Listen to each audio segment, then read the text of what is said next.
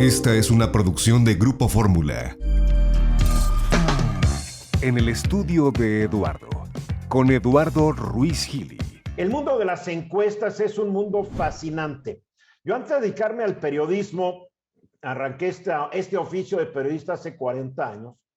Antes me dediqué, entre varias otras cosas, a realizar encuestas e investigaciones de mercado, porque yo no estudié periodismo, yo estudié administración, después obtuve un MBA, como se decía, una maestría en administración de negocios, allá en una universidad en Estados Unidos, y regresé y uno de los proyectos que yo traía era de hacer encuestas, porque a mí me tocó participar como estudiante de maestría en un proyecto de un candidato presidencial demócrata allá en mi época, y es donde me metí al mundo de las encuestas. Era muy divertido, no hay duda alguna, y era un mundo más sencillo, era un mundo más fácil. La gente no le daba temor de decir lo que pensaba a una persona que le tocaba el timbre. ¿Qué opina usted de esto? La gente era feliz y contestaba y respondía y participaba. Pero las cosas han cambiado en los últimos 50 años. Ahora la gente es recelosa. Ahora la gente, y más en México, no le abre la puerta a cualquiera. La aparición de las redes sociales hace que la gente se manifieste libremente y a veces anónimamente, y ya no quiere contestarle a un encuestador que no sé si es un encuestador o viene representado un partido político o no sé qué. El mundo de las encuestas se ha vuelto muy complicado y por eso me da mucho gusto esta noche tener a un experto en la materia.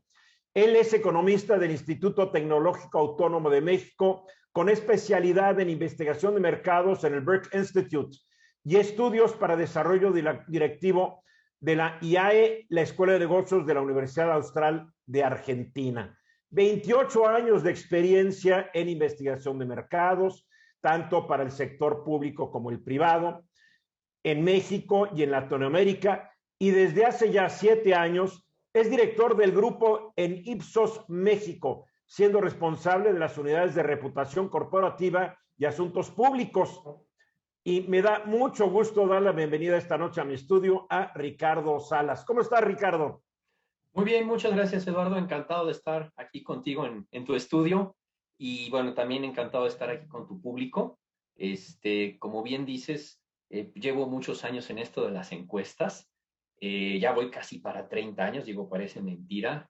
Cuando yo empecé en esto todavía estábamos en aquella época del pacto, ¿no? Y estaba yo terminando mis últimos semestres de la carrera y curiosamente tenía una materia que se llama econometría, que es mucha base estadística y para hacer modelos, y mi profesor de econometría me escribió, oye, ¿no te interesaría trabajar en esto? Y ¿por qué no? Por un verano o chance por un año en lo que acabo la carrera y pues aquí 28 años después.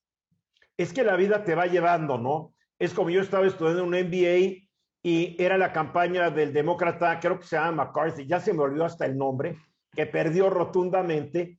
Y alguien me dijo, oye, ¿no quieres participar en estudios de opinión pública para ver cómo va el candidato? Yo estaba en el estado de Minnesota, dije, pues sí, qué padre. Y ya acabé, regresé a México y en el año 75 hice mi negocio de investigación de mercados. Claro, resistió la crisis del 76, la del 82, pero ya la del 88 ya no se pudo. Y adiós, ¿no? Pero es un mundo fascinante. Y cuando yo hablo con personas como tú, que hoy se dedican a eso, y comparo con lo que yo hacía, es otro mundo. En mi época los resultados se tabulaban a mano. No había computadoras personales, no había toda esta tecnología. Y si lo mandabas a lo que llaman un service bureau, un servicio que te computaban todo, salía carísimo. Entonces era otro mundo. Pero también el público era diferente.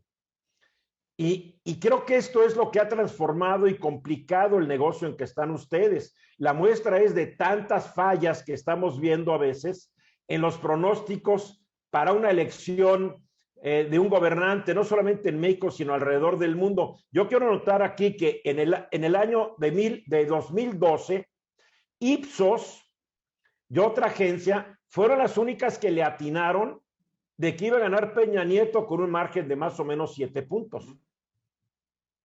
Sí, de hecho yo he tenido la fortuna de participar en muchos ejercicios de encuestas electorales. Digo, al final en Ipsos hacemos todo tipo de investigación, desde qué producto debe de salir, satisfacción de clientes, y la verdad es que lo que tiene más exposición mediática pues es precisamente el tema electoral, ¿no? A mí algo que me gusta decir siempre cuando hablamos de este tema de las encuestas electorales, me ha tocado que muchos clientes se acercan y literal casi, oye, las encuestas electorales son contagiosas, ¿de verdad le vas a atinar a a mi pronóstico, etcétera? Y siempre me encanta empezar por decir que mi trabajo y lo que tiene que ver con estadística, pues se basa precisamente en una ciencia que no nació para hacer encuestas, es una ciencia que nació para analizar el mundo en el que vivimos y que, aunque mucha gente no lo sabe, pero en montonales de cosas que hacemos y que vemos día a día, hay estadística detrás, desde los controles de calidad en las plantas, ahora un poco más de moda los ensayos clínicos para las medicinas y todo eso. Entonces, la verdad es que hay un sustento, aunque a veces los pronósticos puedan variar, pero hay un sustento muy fuerte atrás. E incluso cuando hablamos de temas electorales, pues hay mucho foco en las encuestas previas, pero también el día de la elección se hacen ejercicios y hay uno que es el que pues todo el mundo está esperando a las 11 de la noche, ¿no? Que son los conteos rápidos, ¿no? Y los conteos rápidos usan pues el mismo tipo de muestreo para seleccionar casillas y son tremendamente exactos.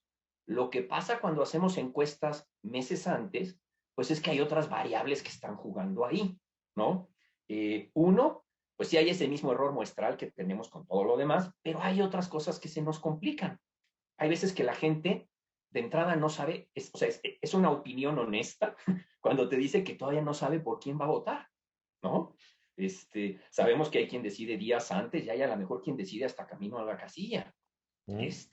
Efectivamente, dependiendo del tipo de la elección, hay veces que está mal visto que tú le digas a un entrevistador algo, ¿no? Que voy a votar por X o por X situación, ¿no? Cuando era Brexit, cuando era Trump, etcétera. Entonces, hay ese tipo de sesgos. También hay otro que es, pues alguien te dice lo que piensa hacer, pero ¿y el día de la elección va a salir a votar o no? Entonces, la verdad es que a raíz de temas que pasaron con la elección de Trump, con Brexit, que fueron como las campanadas mundiales más fuertes sobre las encuestas, es un poco injusto a veces porque yo me atrevería a decir que teniendo experiencia global y habiendo visto encuestas en muchos lados, la verdad es que la precisión es bastante buena, pero hay casos en los cuales hay que prever que va a ser un poco más complicado. Sí. Y a mí me encanta decir que hay que triangular, ¿no? O sea, la encuesta es una parte de la información, pero hay que ver más cosas alrededor y determinar, claro, oye, tengo que meter un modelo para ver qué tan probable es que la gente vaya a ir a votar o no. Porque si es alguien que no va a salir a votar, pues también lo que él diga o deje de decir no debería de tener impacto. Entonces, la verdad es que sí es un mundo fascinante y que te permite entender y conocer a la gente y para mí ha sido una gran oportunidad llevar todos estos años trabajando en investigación. Sí, a ver, pero yo siento, y puedo estar equivocado, pero es lo que yo siento. Yo recuerdo cuando yo hacía encuestas, la gente hasta te invitaba a entrar a tomarte un café. Sí, sí, claro. En serio. Le estoy hablando de finales de los 70s y los primeros 5 o 6 años de los 80s. Pásele, no puedo, le quiero hacer unas preguntas. La gente te abría la puerta. La mayoría de la gente no tenía teléfono, entonces tenías que ser puerta por puerta, hacer tu muestra, bla, bla, bla, bla. Sí, sí. Pero como que había un buen ambiente hacia el encuestador. Yo siento que no solamente en México, sino alrededor del mundo, y es parte de la crisis que estamos viendo, la crisis del capitalismo, la crisis del empobrecimiento de grandes sectores de la población y el enriquecimiento de muy pocos. La gente se ha vuelto muy desconfiada. La gente ya no quiere a veces a un extraño decirle qué piensa hacer. Claro, agarra su teléfono y le menta la madre al presidente de su país sin ningún empacho, escondido bajo un nombre falso, etcétera, sí, claro, etcétera. Pero siento yo que mucha gente cree que manifestándose a través de una red social ya está diciendo todo lo que tiene que decir y no se lo quiere decir a un encuestador. Lo que complica la labor de gente como tú, que ya estás como en una jungla Antes, cuando yo hacía encuestas, era como llegar a la feria, era muy divertido. Y ahora se ha vuelto campo minado. ¿Estoy equivocado? No, nos quedan 30 segundos. Mejor dejamos pendiente la respuesta a que regresemos de los comerciales, ¿te parece? Me parece perfecto, claro que sí. Ricardo Salas, director de Public Affairs, Asuntos Públicos, Ipsos, en México. Vamos a los mensajes. Ipsos es una empresa global especializada en encuestas, entre otras cosas, tanto para el sector público como para el sector privado. Y estamos hablando de la complejidad de hacer encuestas actualmente, Ricardo. Por ahí hace tiempo en el New York Times que hoy para hacer encuestas hay que utilizar nuevas herramientas. Hay que utilizar, por ejemplo, las redes sociales. Hay que utilizar el Internet. Hay que buscar, hay que hacer toda una combinación de tecnologías y de métodos para llegar realmente a lo que está ocurriendo allá afuera. Porque dicen, la respuesta ya nada más de una persona, y decían, la gente se ha vuelto desconfiada y mentirosa, pero alrededor del mundo, y tal es la polarización, todo esto. ¿Qué tan o no de acuerdo estarías que ahora hay que usar, además de la encuesta, la pregunta, etcétera, entrar por Internet y toda una combinación de tecnologías y de métodos? Totalmente. Al final, nosotros hemos visto que, bueno, globalmente la confianza ha ido para abajo. En instituciones, en gobiernos, en empresas, etcétera. Incluso entre la gente misma. Y lo que hemos visto, y creo que pues, todos los días, es que los países están más polarizados que nunca, y la verdad es que no es que podamos esperar que eso va a mejorar. Aquí en nuestro México querido, yo igual me acuerdo salir a hacer las entrevistas, salir a supervisar campo, etcétera, y era un gusto, era divertido, y efectivamente, ¿no? O sea, desde qué se toma usted mientras me hace sus preguntas e interesados en participar. Y pues, no te confundían con un secuestrador, un narco. No, tal cual, ¿no? E incluso como mencionas, o sea, en algún momento, pues teníamos entrevistas cara a cara y empezaron a coexistir con las entrevistas telefónicas, un método también muy válido, y la gente te contestaba con gusto, pero la verdad es que se ha vuelto complicadísimo a veces hacer entrevistas. Digo, si estás preguntando sobre qué shampoo usas, tiende a ser mucho más tranquilo, pero, por ejemplo, todo lo del sector financiero, se vuelve bien complicado preguntarle a la gente si tiene tarjetas de crédito, si tiene cuentas, etcétera. No, no es nada fácil, ¿no? Entonces, tienes eso de parte de la gente, pero también, pues tristemente, hemos encontrado que hay veces que hay ciudades en las cuales los entrevistadores tampoco pueden andar caminando tan libres con su tableta, a ver a quién le preguntan, ¿no? Muy complicado, sí. Entonces, pues hay veces que tienes que trabajar, o sea, si bien hay toda una técnica de muestreo atrás, pues siempre tienes que tener previsto que, pues a lo mejor hay zonas de la ciudad a la cual no vas a poder entrar y pues cómo las vas a reemplazar, porque no es nada más me voy a la colonia de juntos, o sea, hay un método atrás. Entonces, pues pasamos de entrevistas cara a cara, siguieron las entrevistas telefónicas y empezaron en algún momento las entrevistas online, ¿no? Ahorita que mencionabas cómo ha cambiado, pues mis primeros estudios yo iba con mi caja de acetatos, digo, hay muchos que no sabrán lo que son, pero pues tenías un proyector en el cual los ponías, y pues no había nada peor que alguien pasara y te los tiraba y ahora vuelve a ordenar tu presentación, etcétera. Y pues un día tuvimos mail, digo, a mí todavía me tocó pues mandar cuestiones, por ejemplo, si me contrataba una empresa de fuera, fotocopiabas los cuestionarios y los mandabas por mensajería y allá ya los capturaban. Yo así empecé a escribir en el periódico Universal en el año 82. Yo tenía que llevar mi columna escrita a maquinita de mi casa hasta la calle de Bucareli, donde está el Universal. Ya después fue por fax. Sí, bueno, también yo mandé muchos resultados por fax.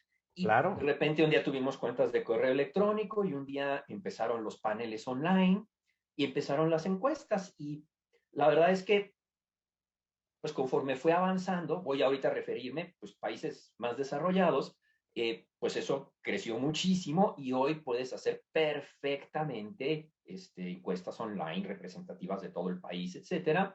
En México hay muchos mitos respecto a las encuestas online. La verdad es que son una gran herramienta y si uno tiene en cuenta los alcances y a quién va, son perfectamente válidas para muchos tipos de investigación. Aparte que, contrario a lo que muchos pensarían, la verdad es que la penetración de Internet en México ha crecido un montón. O sea,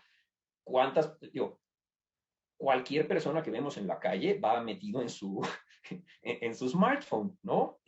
Ya si quisiéramos hacer algo, a lo mejor en comunidades rurales muy apartadas donde ni hay cobertura, bueno, ok, hay que hacer cosas Pero yo he estado en específicas, los ¿no? altos de Chiapas y veo a los auxiliares y a todos ellos. Felices con su teléfono, No, ya exactamente. es que Entonces, ya el teléfono celular ya se abrió un commodity, uh-huh. ya es un instrumento, porque a veces pensamos que los celulares son nuestros aparatitos de alta gama. No, hay un diablal y todos son inteligentes ya. Sí, sí, sí, sí. Entonces, la verdad es que empezó a crecer mucho la parte de hacer online y yo creo que la misma pandemia nos dio un salto cuántico porque de la noche a la mañana ya no había otra forma de hacer encuestas. Entonces, pues nos tuvimos que poner a trabajar un montón para ver cómo subsanar los posibles sesgos que puede haber con determinados públicos. Pero pues, hoy en día, pues hay que reconocer las ventajas, beneficios y también las limitantes que tienen las diferentes metodologías. Ahorita que mencionabas, por ejemplo, está todo el mundo de las redes sociales. La verdad es que la escucha de redes sociales, así como decía yo de con los estudios electorales, pues hay que triangular. Por supuesto que también hay que escucharlas. Hay que tener cuidado, mucho cuidado, porque como lo Sí, decías, hay o sea, mucha manipulación, ¿no?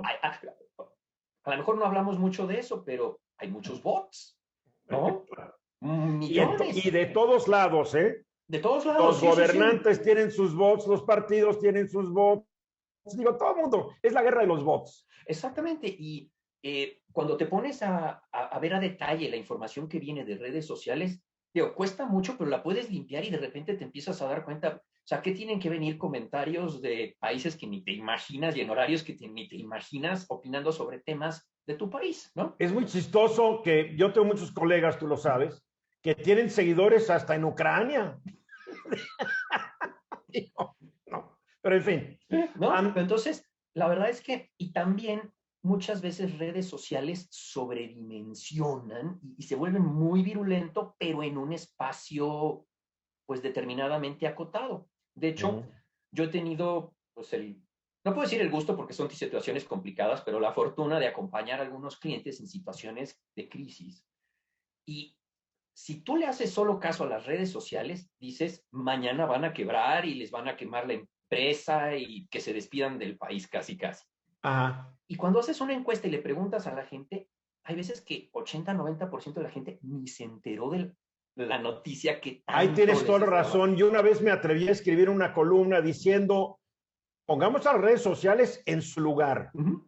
porque dije, no influyen tanto en el ánimo de los votantes, porque uno cree, porque nuestra actividad, que estamos en el periodismo y tú en las encuestas, etcétera, creemos que todo mundo está siguiendo el discurso, la discusión política en las redes, y no es cierto. La mayoría de la gente usa las redes, número uno, claro, para Uh-huh. informarse y se puede malinformar en un sitio malinformador, Uh-huh. pero lo usan para bajar recetas de cocina, lo usan para seguir a sus artistas. Bueno, las personas más seguidas del mundo no son los políticos, son los cantantes, las cantantes, los deportistas, los futbolistas. Entonces sí está sobredimensionado este mundo de las redes sociales, a mi juicio, como factor que transforma toda la realidad política de un país.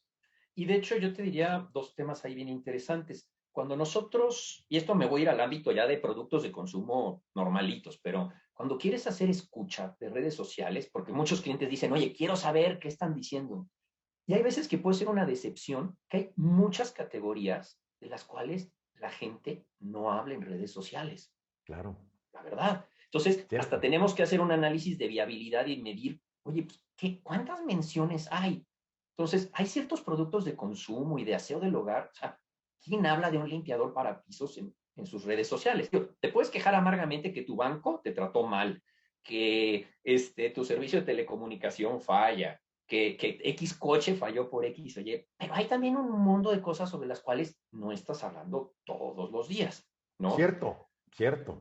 Y otro tema que pesa en las redes sociales, y aquí más al tema político, es que cada vez vivimos más en una burbuja, ¿no? O sea, nuestra burbuja personal. Y entonces, antes, todo mundo teníamos amigos, pues, de muchas formas de pensar, pero la polarización que hemos vivido en los últimos años, la verdad es que ha roto amistades, ha roto familias, ha Sí, hecho qué cosas muy terrible. feas. Y entonces, ¿qué es lo que pasa? Que mucha gente, no digo que todos, pero mucha gente en sus redes sociales, pues tiene un espejo, ¿no? A como yo soy, y ya Sí, no le nomás busca sigues a ver quienes fuera. piensan como tú. Exactamente. Entonces, Sí. pues eso influye un montón. Eso limita también el impacto, porque si yo estoy concentrado solo en los que piensan como yo y el algoritmo de búsqueda me manda solo cosas que me van a interesar, pues quedo bastante limitado. Oye, Ricardo, vamos a ir a comerciales. Regresando, quiero que me platiques sobre un estudio formidable que hizo Ipsos alrededor del mundo, en un bolón de países, México incluido, de cómo viene este año. Creo que es fascinante, porque fueron ustedes, le preguntaron a gente en todo el mundo qué piensan de esto, de aquello, para que nos des, pues, lo más importante de esta encuesta, ¿te parece? Claro que sí. E Ipsos realizó una gran encuesta que se llama Predicciones 2022. Me encanta porque, a ver, platícanos, esta encuesta se realizó en todo el mundo, ¿verdad, Ricardo? Sí, se realiza en 30 países y tratamos de cubrir los 5 continentes. Entonces, por ahí tenemos representado de todo. Tenemos una muy buena representación, por ejemplo, en Latinoamérica, todos los principales países. Y un compromiso que tiene Ipsos a nivel global es generar conocimiento y generar estadísticas que ayuden a informar de diferentes temas. Y a tomar Y a decisiones. tomar decisiones, por supuesto. Entonces, todos los años, ya desde hace un buen tiempo, hay una encuesta que se hace a final del año para saber pues, cómo vienen las cosas para el que sigue. Eh, en general, digo, no es sorpresa que la mayoría de la gente piensa que el 2021 fue un mal año. Digo, a nivel global estamos hablando, 3 de cada 4 lo piensan así y eso, pues, a lo mejor es que ahí tenemos gente muy optimista. Sin embargo, un tema bien interesante es que me fui a ver estas encuestas hacia atrás. Y, por ejemplo, en el 2018, 62% opinó que el 17 fue un mal año. En el 19, 65% dijo que fue un mal año el anterior. En el 20, fue pues, o sea, cuando se refiere al 20, pues un 90% dice que fue un mal año, lo cual es otra vez un understatement. Pero la verdad es que llevamos pues, varios años como de descontento de la gente. De hecho, hay otra encuesta que hacemos periódicamente y le preguntamos a la gente si su país va por buen o mal camino y curiosamente, en el promedio de todos los países, más gente piensa que su país va por mal camino que por buen camino. Y aquí, bueno, pues es obvio que fue un mal año, 2021 fue un mal año, en México en particular fue, 8 de cada 10 lo piensan así, y esto es cuando le preguntamos del país en general, pero también preguntamos si para ti en lo personal fue un mal año o no. Y consistentemente en todos los países vemos que la gente tiende a ser un poco más optimista o ver un poco mejor la situación personal, porque ahí ya es como un 60% de la gente a nivel global que dice, pues me fue mal el año pasado. En México en concreto es un 68%. Entonces, esto, como digo, pasa en todos los países. Sin embargo, algo que es increíble es que independientemente de lo malo que pueda ser, los seres humanos tendemos a ser optimistas. Y el próximo año va a ser mejor. Entonces, independientemente de lo que pase. Y si veo, me voy otra vez desde el 18 hasta el año pasado, cuando preguntábamos, oye, ¿y el próximo año va a ser mejor, va a ser peor, etcétera? 3 de cada 4 personas a nivel mundial dice, va a ser mejor independientemente de que tuviéramos una pandemia en medio. Los mexicanos somos mucho más optimistas. Cierto. Entonces, mientras que a lo mejor a nivel global es 75%, en México es 90%, en lo que sea, ¿no? Entonces, el año que veas desde el 18 hasta el 21, todos los años pensamos que el próximo año va a ser mejor. Ahora, el mal ánimo no será o no habrá surgido o no se habrá intensificado desde la crisis del 2007-2008, que le pegó muy fuerte al mundo y es donde empezó a resquebrajarse el sistema, donde la gente empezó a ver que en vez de prosperar se estaba estancando, ¿No influye todo eso para este ánimo negativo que estamos viviendo actualmente, ahora acrecentado por la pandemia, acrecentado por la polarización política en todos los países, la llegada del populismo, la manera en que fallaron los neoliberales en todo el mundo, etcétera, etcétera? Pues mira, me encantaría decirte que tengo datos desde entonces, pero yo lo que te puedo decir que he visto es que efectivamente hay un descontento en la gente. En la mayoría de los países hay sus muy honrosas excepciones, pero en la mayoría de los países hay un descontento sobre la situación en la que los políticos les han fallado. Y ojo, cuando digo de todos los países, pues hay de derecha, de izquierda, indeterminados, Todos, hay de todos. todos, ¿no? Entonces, hay un modelo político que le ha estado fallando a la gente, hay un modelo económico que, si nosotros lo vemos a lo mejor en cifras macro, pues ha prosperado mucha gente, pero la verdad es que no ha prosperado en la misma proporción. Y hay gente que entre suben las comunicaciones, pues se da cuenta que le ha tocado la peor parte de la evolución económica, ¿no? Y a mí me gusta decir que en los últimos años ha habido muchas campanadas de gente que no solo descubre que no le está yendo bien y que haya quien le ha estado yendo mejor y que son poquitos, está desencantada con el gobierno y ha descubierto algo bien importante, que se puede quejar y que tiene un voto que al final vale. Y entonces, eso que platicábamos al inicio, que de repente ha habido desviaciones en algunos resultados, pues tiene que ver con que hay un grupo enorme de gente que a lo mejor antes no votaba y un día está ya lo suficientemente enojado para salir. Y a veces, dependiendo del sistema, no tiene que ser tanta gente. Lo que pasó con Donald Trump pasó porque en 3, 4 estados clave salió más gente, le dio la vuelta al estado y todos los puntos de ese estado le pasaron a él y con eso tuvo para ganar. Sí, por el anticuado y absurdo sistema electoral de Estados Unidos, del famoso colegio electoral y los electores, porque mucha gente ignora, en Estados Unidos el pueblo no elige directamente a su presidente, elige a electores estatales y según la votación, un elector será para un candidato para otro, y hay estados clave que si un presidente los gana, aunque no tenga la mayoría de los votos, y esto ocurrió con el señor Trump, ocurrió con el señor, si no me equivoco, Bush. Hace muchos años. O sea, es un fenómeno donde un partido minoritario se está haciendo del poder por un sistema absurdo, ¿no? Que también creo que enoja a mucha gente. Pero tiene razón al decir todo esto. Entonces, pues sí, hay mucho descontento y bueno, o sea, eso se refleja en las actitudes de la gente. Sin embargo, pues lo que destaca es este tema de optimismo, ¿no? Porque incluso cuando lo empezamos a atar a diferentes temas, empezamos a ver, por ejemplo, que, pues, si bien ya nadie apuesta por el momento en el que acabará la pandemia, pero sí hay un optimismo que ya no es algo que va a pasar en 3 años o en 5 años. O sea, sabemos que probablemente este año lo vamos a tener todavía de transición, pero ya la gente está viendo, o al menos quiere creer que esto se va a solucionar, ¿no? Si es que no hay una nueva sorpresa de una nueva variante, que la probabilidad es que surja porque la mayor parte del mundo no está vacunada. Y mientras más gente no está vacunada, mayores son las probabilidades de que surja una variante, se suba al siguiente avión y llegue a infectar a todos los demás, ¿no? Sí, exactamente. Y incluso en ese tema, pues en el mundo hay mucho optimismo y en México enorme, es más en Latinoamérica, de que este año vamos a alcanzar a vacunar a más del 80% de la población. Bueno, la Organización Mundial de la Salud o el John Hopkins acaba de decir que México este año no va a llegar al 80%, tal vez a mediados del que viene. Bueno, pero son opiniones, porque otro sitio dice que tal vez para dentro de pocos meses ya estará vacunado el 80%. Todo depende de la metodología para variar, ¿no? Sí. Otro tema que también salía bien interesante es el fantasma de la inflación.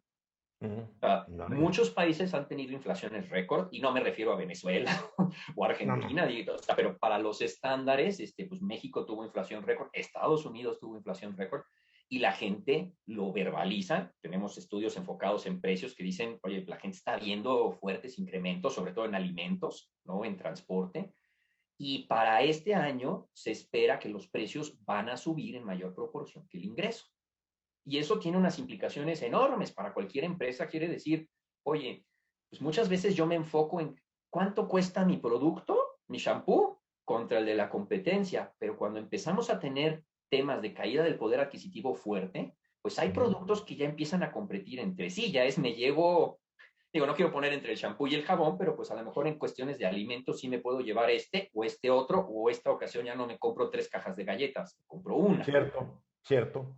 Y estamos hablando de una generación completa que no vivió los efectos de la inflación, porque la hiperinflación se acabó ahí por los 80s, y entonces estamos hablando de una generación completita que creció dentro de un sistema de estabilidad.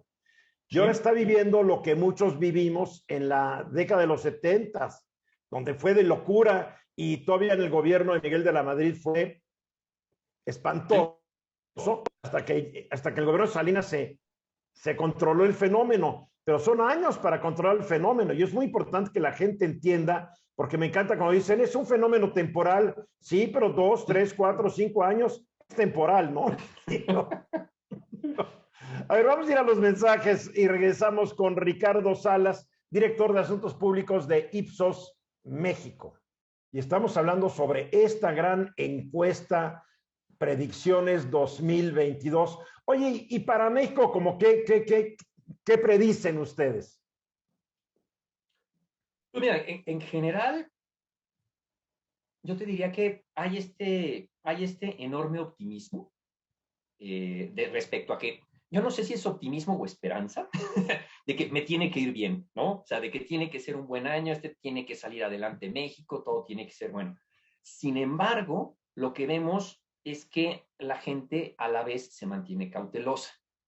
O sea, yo creo que va a ser muy buen año, pero pues todavía me guardo las compras de electrodomésticos, de cosas grandes, aquella cosa que represente una inversión.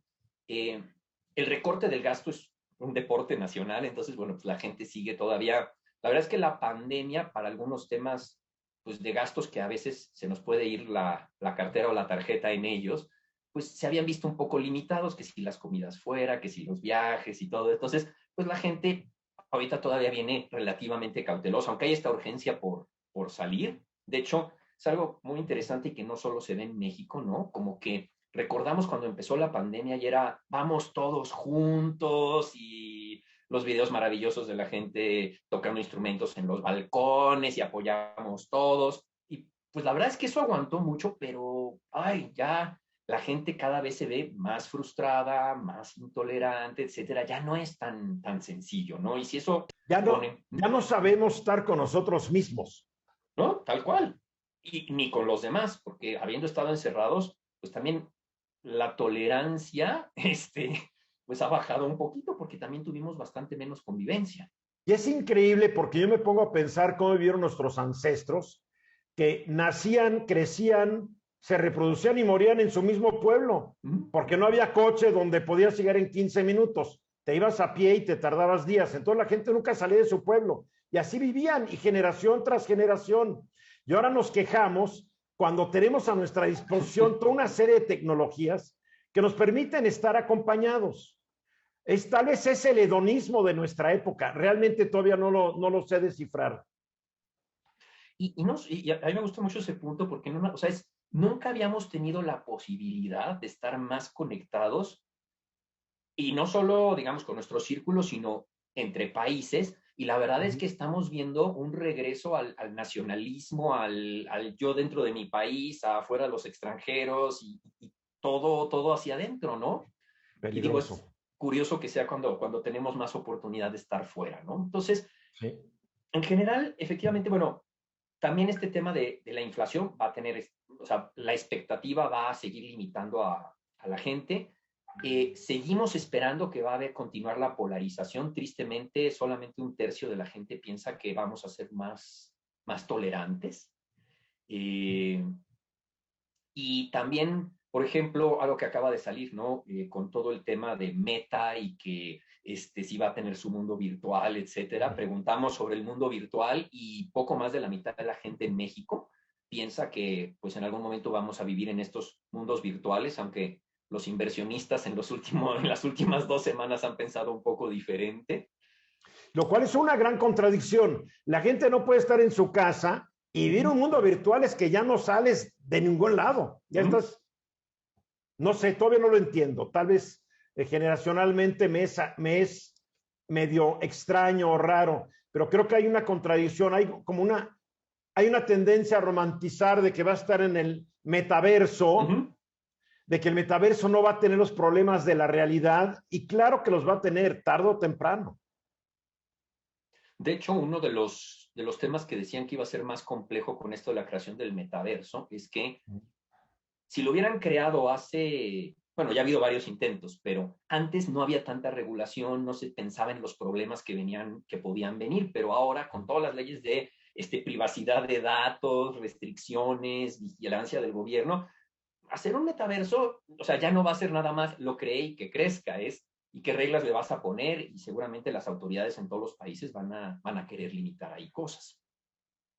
¿Cómo ven los mexicanos, de acuerdo a esta encuesta, el futuro a mediano o largo plazo en un país como el nuestro que enfrenta problemas, mucha incertidumbre, mucha polarización? Con todo y esto, hay optimismo. En general, sí. O sea, y esto, como te platiqué, en los diferentes años que lo hemos medido, lo hemos visto, y en muchas encuestas que hacemos para medir el pulso social en México, aunque se reconozca que pasamos por un mal momento, las expectativas pueden moverse brutalmente. Yo, por ejemplo, lo observé dramáticamente cuando fue el proceso electoral del 2018. Veníamos con unos porcentajes del país va por mal camino de 80%, y entre el proceso electoral, la elección y la toma de protesta hasta febrero, o sea, digamos esos 8 o 9 meses, todas las expectativas cambiaron, todo se fue, vamos por buen camino, las cosas van a ser mejor, etcétera, sin que hubiera habido un cambio, o sea, cuantitativo de por alguna razón, hoy estoy, hasta la percepción de hoy estoy mejor cambió.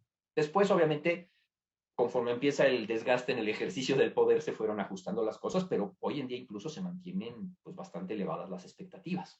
Ustedes no se ponen ustedes les preguntan por qué piensas eso, o sería demasiado extenso el por qué. A ver, razona tu pregunta, porque yo siento que aquí hay mucha emoción más que razón. Nos va a ir mejor, nos va a ir esto. A ver, la gente no se pone a pensar que este país, derivado de la guerra contra el narco y la pandemia, tiene tal vez 1 millón de huérfanos que no sabemos qué va a pasar con ellos. La crisis educativa que está atrasando el desarrollo de toda una generación de estudiantes. Entonces me pongo a pensar, yo tal vez porque estoy metido en la información, soy menos optimista que la mayoría de la gente. ¿Será que esto es emoción pura? 100%. Al final, en los últimos años ha habido todo este tema de la ciencia del comportamiento, y lo que ha encontrado es que no somos seres 100% racionales. El ejemplo que usan siempre es el famoso señor Spock, ¿no? De Star Trek, que todo era racional. Nosotros estamos totalmente lejos. Ellos ponen un ejemplo muy simpático, que es que el otro extremo es Homero Simpson, que no tiene nada de racionalidad y todo es emocional. Y la verdad es que todos navegamos entre esos dos extremos. O sea, no es que estemos en un punto, sino más bien dependiendo del tema, podemos ser muy racionales o muy emocionales. Y cuando hablamos del futuro, la verdad es que creo que a la mayoría gana la emoción.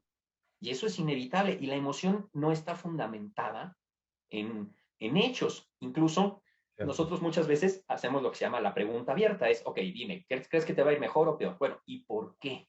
Y la verdad es que las verbalizaciones de la gente son muy pobres, en el sentido, o sea, se agarran de, va a haber empleo, va a haber crecimiento, pero eso es una respuesta más de compromiso. O sea, es, yo quiero creer que va a pasar esto o sea, tengo que ponerle algo que sustente mi percepción, pero la verdad es que estoy contestándote con el corazón, no con la cabeza cuando digo eso. Quien demostró esto rotundamente es Daniel Kahneman, el hombre que ganó el premio Nobel de Economía 2002, si no me equivoco. ¿Cuándo lo ganó? Ay, se me va la onda, el Nobel, 2002. Además, él ganó el de Economía, no siendo economista como tú, sino psicólogo. Psicólogo, sí, claro. Porque él demostró que la mayoría de las decisiones que toma el ser humano son instintivas. Y llega y toma una decisión o forma una opinión. Y por más información, datos y racionalidad que después le presentes, es muy difícil que cambie de esa primera opinión o conclusión que tomó instintivamente y emocionalmente. Esto creo que confirma, ¿verdad? Sí, o sea, digo, ahora hay mucho a ese respecto y de hecho, una de las, no quiero decir modas porque yo creo que es algo que va a llegar para quedarse, el tratar de entender que el comportamiento de la gente en lo que sea, en lo que compra, por quién vota, etcétera, pues está dominado por muchos factores y que si realmente queremos cambiar a la gente, pues hay veces que hay diferentes tipos de intervenciones y muchas veces el darles la información no es lo suficiente. A lo mejor es cómo se las presentas. Hay un montonal de ejemplos de cómo haciendo cambios relativamente pequeños en cómo le presentas el entorno a la gente, puedes hacer que se comporte mejor, ¿no? Y hay gente que hasta lo toma, por ejemplo, eso de meter las tarjetas de crédito en un cubo en agua y hacer un hielo. ¿Para qué? Para que si te quieres comprar algo, pues lo pienses, ¿no? O sea, no sea en el momento que tomes esa decisión. Entonces, hay muchas áreas así y creo que una que tocas también importante, o sea, no nada más es que tengas la información y obviamente la quieras procesar, sino también hay muchísima desinformación allá afuera. Nosotros hacemos una encuesta muy simpática una vez al año que se llama Peligros de la Percepción. Igual se hace en todo el mundo. Y de lo que se trata es preguntarle a la gente por determinados datos para los cuales también tenemos el dato duro contra el cual comparar. Y el gap que hay a veces entre la percepción de la gente y la realidad, te vas para atrás, ¿no? Claro. Y nuestro querido México, pues ha estado en el top 10 del gap entre realidad y Eso me imagino es un reflejo del fallido sistema educativo mexicano, ¿no? Sí. Más la desinformación que circula en redes sociales. Oye, podríamos ir hablando horas y horas y horas. A reserva de que en próxima ocasión volvamos a platicar, Ricardo, te agradezco que me hayas acompañado esta noche aquí en mi estudio. Encantado, fue realmente un gustazo estar platicando aquí contigo. Ricardo Salas, director de Asuntos Públicos de Ipsos en México. Oye, ¿cuál es la página de Ipsos para que la gente entre y vea mucho de lo que hemos hablado hoy?